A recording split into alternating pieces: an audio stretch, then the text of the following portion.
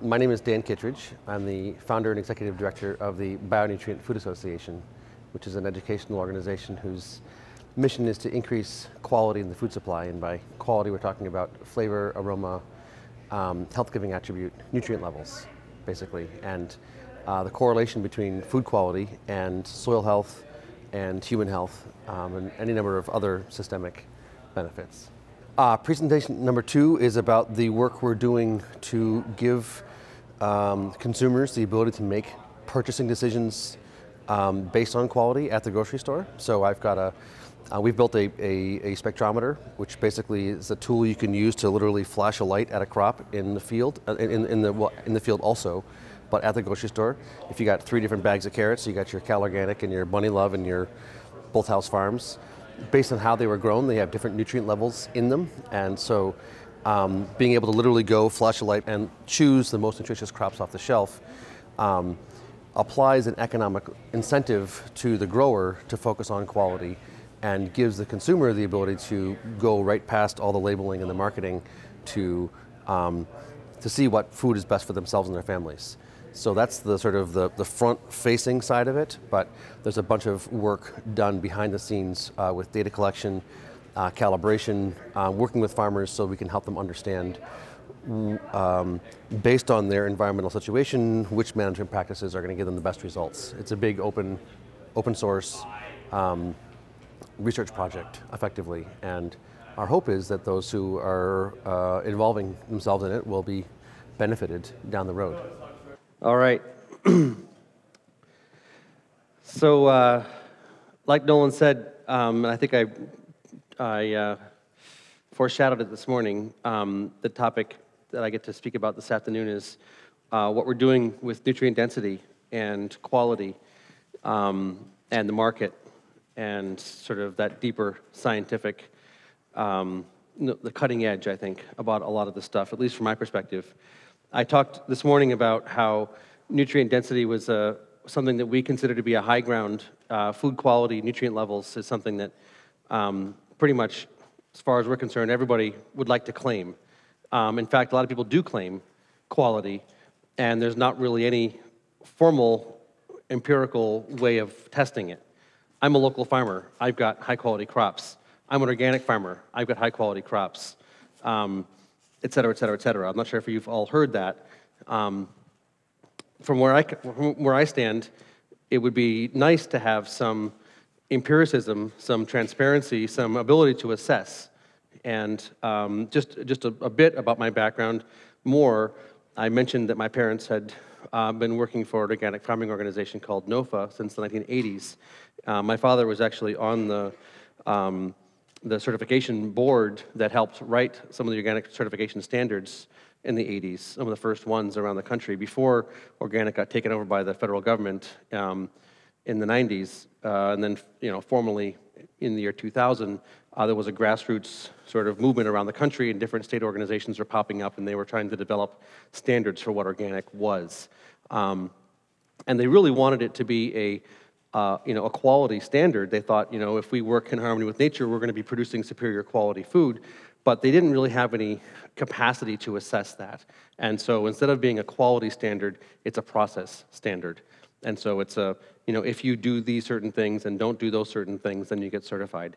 And I remember asking my father, a number of years ago now, I said, why didn't you guys do quality? Why is it a process standard? Because it seemed like there's some inherent limitations in a process standard. And he said, because we didn't have the ability to test, because there's no way to figure out what quality is.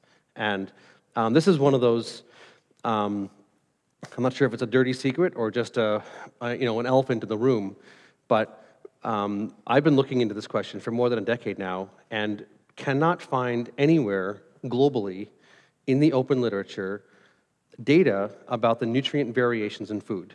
I mentioned before lunch, a tomato from the grocery store, a tomato from the garden, that flavor variation. There is a direct nutrient variation corollary to that flavor variation, and there doesn't seem to be any data anywhere, at least I haven't been able to find it from 10 years of looking, that shows what that variation is. And so, from our perspective, strategically, thinking about the market and soil and human health and the environment and farm viability, the idea is basically that if we can give consumers the ability to choose quality based, choose what they're purchasing based on nutritional value, that would apply an economic incentive to the supply chain so that farmers would have, you have an incentive to focus on nutrient levels, nutritional value, biochemical complexity as opposed to volume. If you have a process standard, a binary, you are or you are not. You are organic, you're not organic. You are GMO, you're non-GMO. Those are binaries, and there's actually a big continuum in that variation. So technologically, moving beyond certification to direct perception basically means giving people the ability to do what I think, remember Star Trek? Remember the tricorder? Some people remember the tricorder, usually from an older generation. This like, what is this? Oh, this is what it is. That's basically what we're talking about here, is something that you can flash a light at a bag of carrots, and you can say, boop, boop, junk, boop, boop, decent, boop, boop, good, and make your purchasing decision accordingly. That technology practically is called spectroscopy. Every element in chemistry is a vibration in physics. I like to explain that, Alpha Centauri is a star that's, 6 light years away or something, which is a reasonable distance. We've never sent a probe like any starship, any probe. NASA has not sent anything past the edge of the solar system, which maybe is 12 light hours away. Alpha Centauri's 6 light years away. If you ask any astrophysicist, what is Alpha Centauri made up of, they'll say, well, it's 51% hydrogen, it's 48% helium, it's 1% other gases, and these levels and ratios. We know exactly what Alpha Centauri is made up of, and we don't know what it's made up of because we've been there to sample it. We know what it's made up of because every element in chemistry is a vibration in physics. And so if you take a picture of the light coming off of Alpha Centauri, you can figure out what it is. Does that make sense? Sort of? Take my word for it? Take my word for it. It's called spectroscopy. You can look it up. It's 50, 60-year-old science. It's not anything new. And so our hypothesis is, if we can figure out what something 6 light years away is made up of, can we figure out what something immediately in front of us is made up of? And that was the sort of the insight from 6 or 8 years ago when we were trying to put this whole strategy together of applying economic incentives with transparency, with human health, with soil health, to try to really facilitate this transition to a more regenerative, biological, ecological, polycultural, whatever you want to call it, framework. And so looking into the capacity, the technological capacity of doing that, building a tricorder for a consumer so you can pull it out of your purse, out of your back pocket at the grocery store, 6 or 8 years ago was not plausible.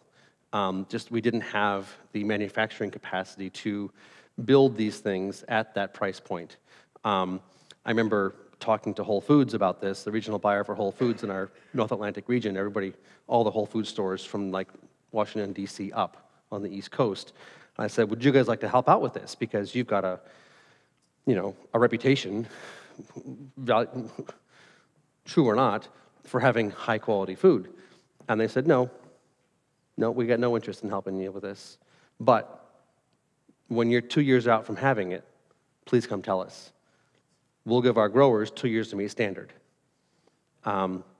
If we know the consumers are going to be able to test, then we want to be ready when they are.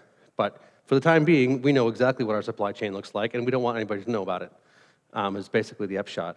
So, and justifiably so, actually. So this has been the fantasy, this has been the idea. We've been talking about it for a number of years. I've been tracking technology as it's been evolving over time, and with smartphones coming in over the past 10 years, and the sort of ability to miniaturize and mass produce some really ridiculously potent hardware. In the past couple of years, it has become a plausible reality that we could do this. And so there's 3 key pieces of the puzzle that we're looking at organizationally that need to be accomplished. One is to build a piece of hardware. And that's really actually not that complicated of a project. I've got one here in my pocket, our first generation tool. It's just it's got a little chip inside of it. It's 3D printed. It's got some, the sensors right here. You can put a fluid in here. You can, flip it back and get a reading on a carrot or a piece of kale or whatever. No big deal, right? A piece of hardware, the thing actually at this point is not that complicated. The more complicated parts of the project are A, to figure out what quality is, and B, to figure out what causes quality. I said at the beginning, we don't actually have a data set which says this is a nutrient variation in carrots. Nobody's done that. So it was 2017 when we first started to build the tool, and we had our first prototype by the end of the year. And then we said, okay, great, we've got a piece of hardware that can do the job. Now, what kind of readings are you going to get? If you flash a light at a carrot right now with this thing, what spits out is a little peaks and valleys on a graph. It's Bluetooth to your smartphone, right? It's basic functionality. So we basically had to set up a lab, and so we did. We set up a lab. We bought some hardware, and we did the citizen science project where we invited people from around the country to send in samples of crops, so we could build that data set. And we're based in the Northeast, and so I think it was from Maine to Michigan to Iowa to Pennsylvania. So it was the Northeast quadrant of the country is where we got our samples from. Every sample costs money, and so we only did 2 crops. We did carrots and we did spinach. I think we did about 650 or 700 carrots altogether. We got them from grocery stores, we got them from farmers markets, we got them from the farms, we got them from people's backyard gardens, we got organic, we got not organic. The variation we found in nutrient levels was quite impressive. Depending on which element you're looking at, we looked at 25 different elements: copper and zinc and calcium and potassium and chromium and selenium and sulfur and things like that. We looked at polyphenols and antioxidants, these sort of high-end compounds that correlate with health-giving attribute, cancer-reversing capacities and things like that. And depending on what the element was, the variation was between 400% and 1800%, which means this carrot has as much copper in it as those 4 carrots, or this carrot has as much sulfur in it as those 18 carrots. Literally, 18 to 1, 4 to 1. It was 4 to 1 to 18 to 1. That was the range of variation we found in minerals. And then when we looked at the polyphenols and the antioxidants, those sort of higher order health-giving compounds, it was between 75 to 1 and 200 to 1. Literally. Like, this carrot has as many antioxidants in it as those 75 carrots. This carrot has as many polyphenols in it as those 200 carrots. I talked in the previous presentation about soil health and microbiology and the plant making sugars and feeding the soil life, and this really sophisticated capacity to source, identify, build these compounds from simple sugars to carbohydrates to proteins to lipids to secondary metabolites. The more well-functioning your soil health life is, the more the plant has the ability to access all the nutrients it needs to build these compounds, the higher the nutrient levels are in that plant. Depending on how you're growing it, you can have some pretty empty carrots versus some really flavorful carrots. You've all had that experience. Interestingly, there was no connection between organic and quality. There was no connection between local and quality. We had some local organic carrots from the farmer's market that were functionally junk. And we had some, conventional, or at least not certified organic carrots from the grocery store that were pretty darn good. Right? It does not matter what your label is. What matters is how you grew it. And as far as I'm concerned, as somebody who grew up on an organic farm, whose parents run an organic farming organization, we need to be honest about this. We need to be honest about the fact that, I was talking to Jay last night about this. A little bit of burned down glyphosate in the spring and a really well-functioning microbiological ecosystem is probably going to be producing grains of a much higher caliber than, bare cultivation, tillage, organic certified oats or whatever, right? We all understand how this thing works. There's a little bit of toxins here, there's a whole bunch of bad management practices there, and the sum effect is going to be, these are better than those. And there's all this dogma out there about thou shalt not do this, and you're a bad person if you do that, et cetera. We don't have a framework for actually discerning what's the relative effect of which practice, and which brings us to the third piece of the project. Piece 1, build a piece of hardware.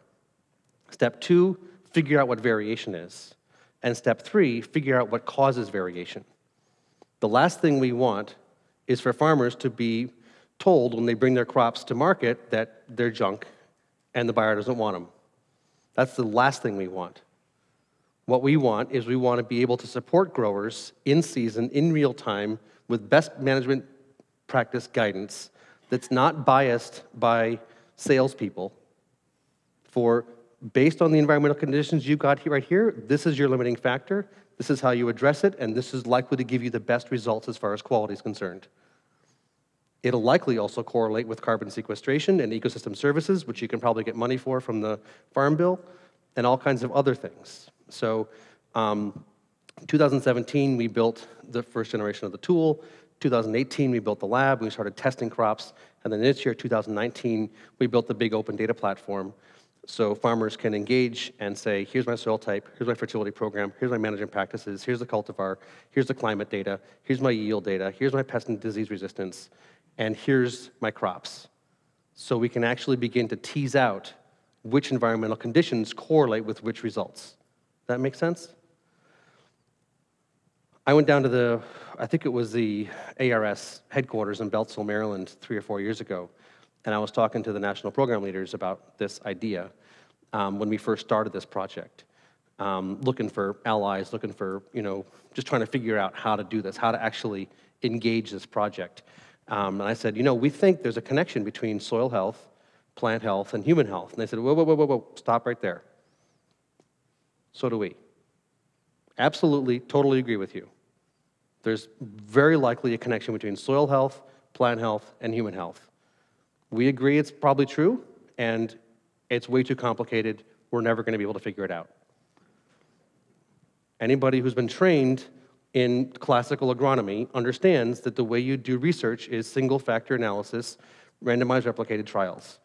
Test this one thing and see what the results are. Test this one thing and see what the results are. Anybody who understands life knows that life is a multi-factor system. You can't just take one thing out and separate and sort and manage for it in a biological system. Life is a multi-factor system, so you need to design your science to understand that. So what I propose, and what we've been basically developing, is what I consider to be a sort of an epidemiological style of analysis. As an example, if you're in Haiti and there's a cholera outbreak, and 50 people show up at the clinic with cholera, they don't do randomized replicated trials to see what caused it. They ask them 60 questions. They said, where were you in the last 3 days? What did you eat? Where did you sleep? Who did you talk to? And they ask all those people all those questions, and then they overlap the data and find where the common points are. They say, oh, looks like there's 3 wells that all these sick people drank from in the last 3 days. They go to those wells, they test them, they find the cholera, and they shut them down. And they stop the cholera outbreak. Right? There's ways of doing proper science where you can use multiple data points and find correlations and find patterns. And that's effectively what we've designed, is a platform for farmers to engage, where every farmer can be basically a research farm, because no farmer has the same soil type, the same fertility program, the same management practices, the same tools, the same climate data. We're all unique. And if we can all engage in a collaborative process of saying, here's what's going on my farm, what's going on your farm, what's going on your farm, and we can look together for the patterns, we can most readily begin to identify what is actually causing what. So that's the basic outline of the project we're engaging in right now. 1, build the hardware to actually do the job. 2, figure out what the variation is so we can calibrate the hardware so we can say 20th percentile, 40th percentile, 80th percentile. And 3, identify the correlations, the causal dynamics, so we can feed that information back to the growers. For anybody who wants to engage can learn from the collective. Foundationally, I run an educational nonprofit organization. We are not interested in making money. Our hope is that we can build this whole thing out in the commons, and right now everything is copyleft. not copyright, but copyleft, which basically means all this data belongs in the commons. All the data, if you're a farmer and you're engaging, it's your data. You get to choose how much gets shared and how much gets kept for yourself. If you say, I would like all my environmental conditions data to be shared, but I don't want anybody to know this is my farm, that's your prerogative, right? This is not, Google or Facebook or the NSA where you're being data mined. This is an entirely different model. This is, we're all in this together. This is a symbiotic ecosystem. Only when all the different organisms are working together do we actually have that full system function. Let's mimic nature to the best of our ability in our design process here. And so that's what we're doing. I do have this hope that in future iterations of this tool, we have the ability for a farmer to take something more sophisticated than this out to the field, and if you have your metadata already collected, your soil type and your fertility program and your management practices, et cetera, you can flash a light at the leaf. That'll get automatically put into the database. The AI algorithms will do their magical work, and you can get a fertility recommendation in real time. Boom. Looks like you're a little bit short on cobalt. Your B12 pathway is broken. 2 grams of cobalt per acre as a foliar spray will reactivate that B12 pathway, and all these systems should begin to work again. Right? We should be able to tease that kind of stuff out and give farmers real-time management data, management practice recommendations globally of all scales. Right? We are fairly privileged here in North America, economically, et cetera, et cetera, et cetera. Let's use our capacities to facilitate a dynamic where farmers globally have the capacity to systemically revitalize their land, achieve, systemic viability, sustainability, being able to produce food for themselves. I'm not sure if anybody else here, I'm sure some people have worked in the developing world, in the global south, been in countries where people are literally starving to death because their soils are worn out, and they're moving to, live in slums of tens of millions of people in very, very unpleasant situations because they literally can't get a crop, and it's that or starving to death. We should be able to, together, create a framework where we can help people revitalize the ecosystem globally, as far as I'm concerned. There's billions and billions of acres of desertified land that, if managed well, they get enough rain, right? It's not like rain doesn't come. It's that their basic dynamics of function of the system are not there. So, creating an open commons of understanding about how to implement best practices globally that anybody can access, I think, really has the capacity to systemically revitalize this planet and do some really profound things of benefit. So, strategically, where are we at in this process? I do want to sort of conclude my presentation without spending too much time and engage questions for at least 10 or 15 minutes. So I'll say a couple more things and I'd like to stop. Where we're at right now, this is a first generation prototype. This is far from slick, right? This is not your mass-produced shiny little object. This is a wonky nerds, experiment thing. So proof of concept. This is a first generation tool. It's nowhere near as sophisticated as we'd like it to be. But we are doing, we're continuing forward with the data collection. Last year we did 2 crops. We did carrots and spinach. This year we added cherry tomatoes and grapes and lettuce and kale to the data collection. It looks like we're going to have enough data by the end of this year to have identified the variation within those crops and to basically have been able to calibrate this thing. So anybody who's got their hands on one should be able to go to the grocery store this winter and actually make purchasing decisions based on quality for those 6 crops. It takes us about 1,000 carrots or 1,000 cucumbers or 1,000 milk samples or 1,000 wheat samples or whatever your crop is, run through the lab to identify the variation and to basically train the tool. And if you figure each sample costs $75, which is about what it's costing us, which is actually pretty darn good considering all the different things we're assessing, that's $75,000 per crop before we can get a calibration. So logistically, you got papayas and oranges and cucumbers and oats and beef and everything else. Do the math on how many $1 million that is. Somebody's got to front the money. because we're doing this all in the commons, because we're putting all this data open and freely available for anyone, that means no company can control it. So that means no investors are putting money into it. This is one of our systemic limiting factors right now, is just the logistics of doing this work for the greater good, not for profit. So it's going to take us some time. I don't know how long, depending on how much money comes in and how fast we can do the data collection before we have, calibrations for all kinds of crops. That's one issue. So, it'll be an iterative process, a few more crops every year, a bunch of crops if somebody will drop $1 million or $2 million on us, which would be awesome. We are systemically working to build collaborations with organizations, with companies, with universities. We are part of a FAR project. I'm not sure if anybody's heard of the Foundation for Food and Ag Research. I think it's a $300 million pot of money that came in the 2014 Farm Bill, which is for sort of broad spectrum, integrated, multi-stakeholder, cutting-edge work, which is exactly what we're doing. And so we've got groups like Michigan State and Yale and Chico State and General Mills and a bunch of other organizations and companies that are working with us on the soil data collection piece of it.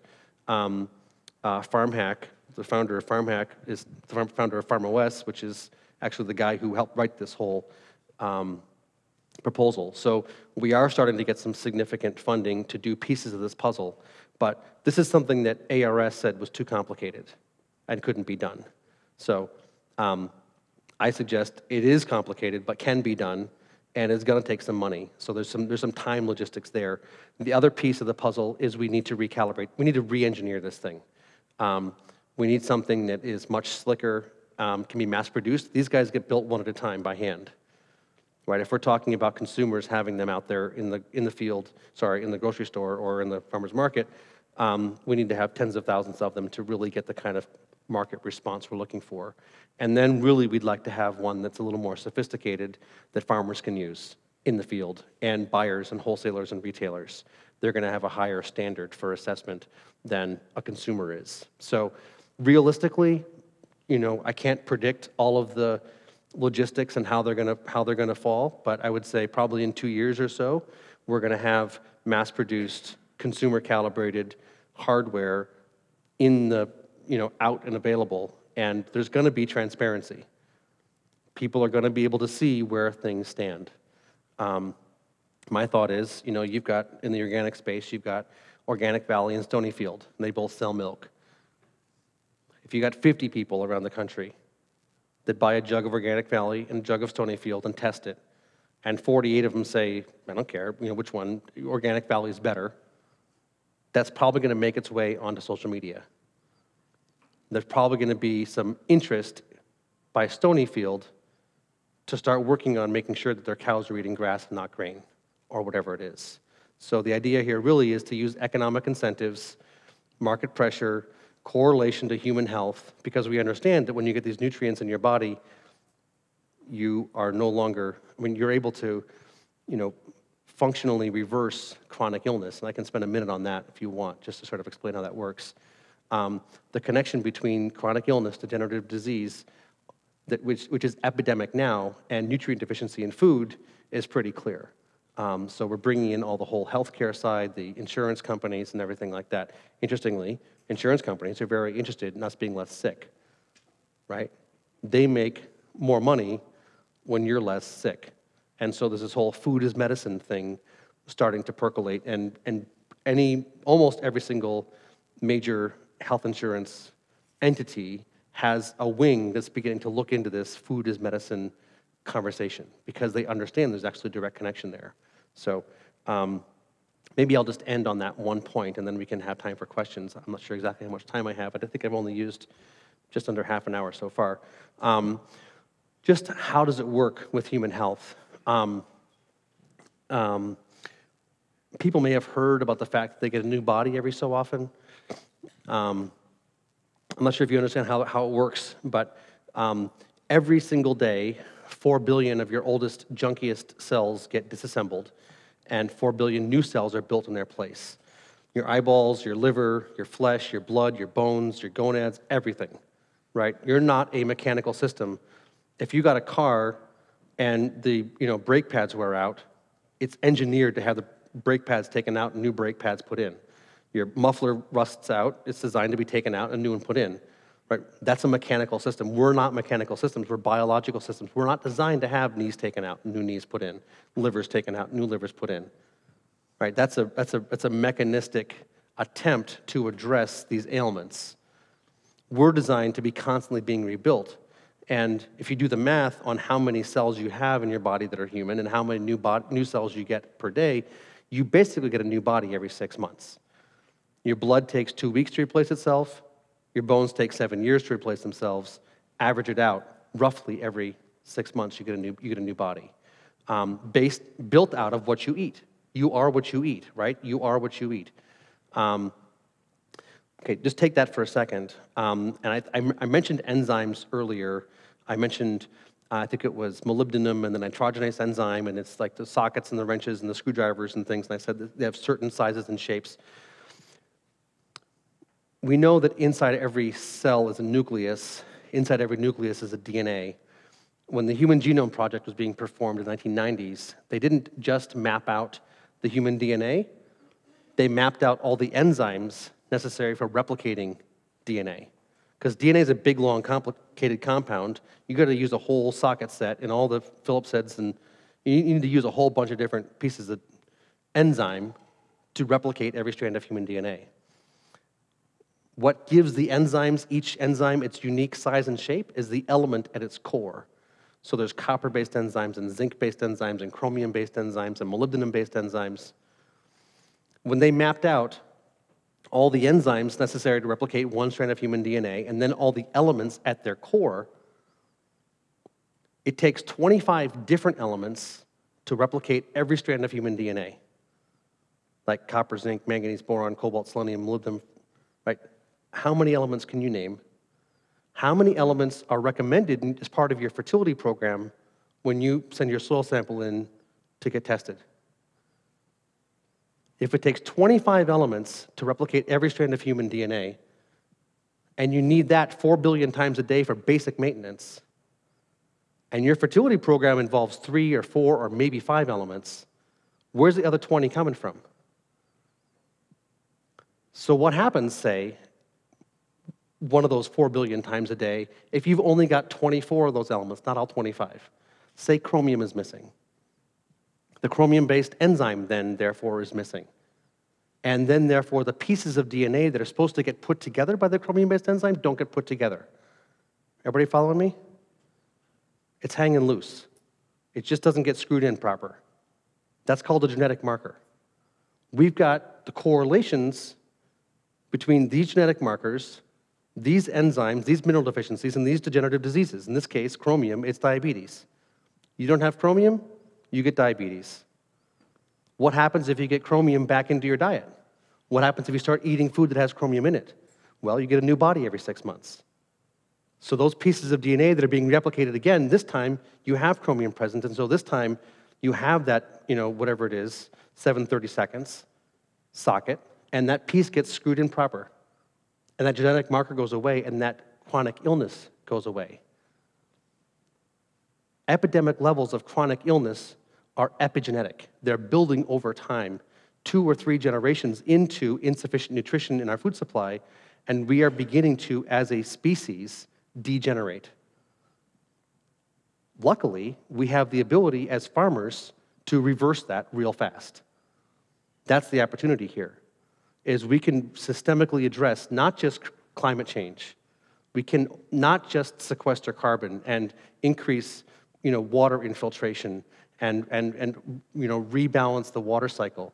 We have the ability to systemically heal illness as well.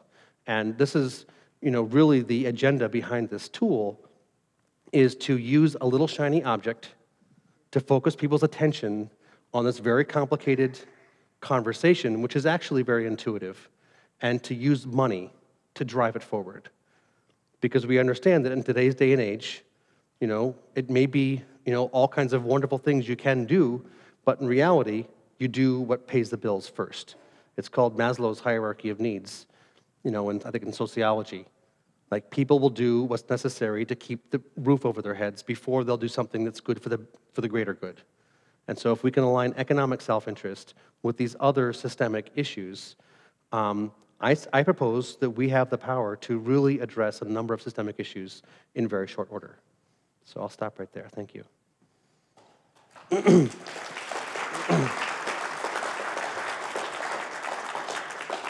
Somebody over there. Is that also for measuring all the different type of meats? Yeah. So anything in chemistry is a vibration in physics. So eventually, are you looking forward to having producers or retailers selling something with a stamp that they can use their iPhone to see what its nutrient level is? Or do you want everyone to have an instrument to test each piece? So the capacity for your smartphone to have a chip in it that does this is something that, could happen in 12 months. If Samsung or Apple or Huawei or Google or somebody said, we want to take a step forward and outcompete the market and have something in our phones that nobody else has, it would take them about 12 months to do the engineering and the calibration, and it would cost, I've talked to people that make chips for these companies, and they said it would cost us about $2 or $3 to build a chip. We'd sell it for 10 at 100 million units per year. You're looking at, you do the math, how many dollars in profit. So it is totally doable, and that's our end game. We're an educational nonprofit. We do not want to be a massive hardware, constructing company. It's the last thing we want. So yes, it should be able to be in your phone in short order. It's just a question of getting the industry to realize that they want to do it, and that's going to require probably a couple generations first. I don't really want to have a situation where the industry is making labels. I don't want a certification label. I don't want a name for it. What I want is people to be able to go and test for themselves, and have that direct perception. Obviously, there's going to be labeling and marketing and all kinds of attempts to take it sideways and all that kind of stuff. So that's part of why we want to keep the whole thing open source, is so that anybody who wants to can check and see if this person's claims are actually true, right? We want to have it designed so that we, the people, can ensure that the quality standards are being maintained. We want to engage scientists. We want to engage thought leaders. We want to engage people who have honor and are willing to engage in a serious conversation and move this process forward. We expect it'll be an iterative process that evolves over time, not a fixed standard like organic or whatever. My hope is that what is, in the 50th percentile for carrots now will be in the 30th percentile in 5 years. If all the carrot growers start saying, uh-oh, we're producing junk, we better start producing better stuff, then all the carrots are going to get better. If we actually increase quality in the food supply, which is the mission of our organization, increasing quality in the food supply, if we can systemically do that, then we don't have the issues of the underprivileged and the people who don't have resources, like being stuck with the junk. We have a rush to the top. We have everybody who's producing really trying to improve their game, and they can greenwash the living daylights out of it. We're sequestering carbon. We're healing chronic illness. Great. Awesome. Let them take claim for that. Sorry, that was a long answer. Yeah. My question is if you take an apple, and not to make a real long question, but... I got an answer, but yeah. One of my friends had a brother down in Denver, and he sold tomatoes, but they stored them green, and in the winter when they wanted to sell them to the supermarket, Gas them. and they turned them, that's correct. Yep. And so they hit them with cyanide, turned them red, and sold them. Yep. But if you use this refractometer and get the bricks things, you can separate out. But still, when you go testing and you're at somewhere, if you get one that's picked before it's ripe, Yeah. isn't its chemical composition going to be different from the same plant when it's Yep. the right time? When you pick things raw and you gas them with ethylene to turn them pink, you have the nutrient levels of a raw fruit. And we should be able to see that. The reason that those tomatoes in January don't taste good is because they were picked green. They weren't allowed to ripen on the vine. And so this is going to be actually, one would argue, an incentive for local agriculture, for things to be picked ripe, picked fresh, sold fresh. Anything that's picked ripe is going to show better, probably, than something that was picked raw. So there's a couple issues here. Refractometers are the best tool we've got right now, I would say, for testing relative quality. There is no way to tease out of a refractometer reading the nuances of biochemistry. And so that's been one of the problems with the refractometer. And the other problem is really that you have to, squish the crop to get the reading, and that's not usually approved of in the grocery store. There are ways of doing it with infrared, so you can get an infrared spectrometer, infrared Brix reading. Brix does measure more than just sugar, but that is part of what it measures. But yeah, I think it's going to open a whole Pandora's box of logistics and details. There's all kinds of researchers and companies and universities looking at this whole thing. There's a company that came out of MIT that's doing this work, and they're testing crops in the supply chain. They're looking at what Walmart is selling and what Whole Foods is selling, and they're looking at stuff that's being produced on big farms in California, fresh greens, kale or lettuce or whatever, and it's being grown in general quite poorly. And what they said, and they've been looking at this, and they've been running thousands and thousands of samples. By the time those greens get to the East Coast, they're basically empty. Whatever nutrients were present have broken down, and they're functionally just green water. And what they said was actually that Whole Foods has lower quality than Walmart because Walmart has a faster pass-through, and the speed of breakdown is such that if it's an extra 5 days between picking and sale, functionally what Whole Foods is selling is worse than Walmart. Now, that is presuming a poor nutritional protocol. When you have crops that are producing high levels of these secondary metabolites, shelf life increases dramatically. Quality maintains itself dramatically. Has anybody ever had an orange or two oranges sitting on the counter, and one of them turns into a ball of green, pulp, and one of them turns into a little hard brown ball? Ever seen that happen? One rots and one desiccates. The reason that one desiccated or dried up is because the compounds in it were too complicated for the fungi to digest. When you have high-quality crops, they don't rot, they desiccate because they're indigestible to bacteria and fungi. Most of what's available in the supply chain right now is properly bacteria and fungi food, as I made the point earlier. And so, this is really going to be exposing what's going on. And there's plenty of local farmers that are doing a pretty weak job. And there's some farmers that are operating on scale who are doing a pretty high-quality job, and their stuff can handle being shipped across the country, and the biochemical complexity will maintain itself. So it's really a complicated and interesting conversation, but I would suggest that applying empiricism and transparency to this question of food quality and correlating it to human health and correlating it to management practices and correlating it to the environment is a place where a lot of us could find common ground.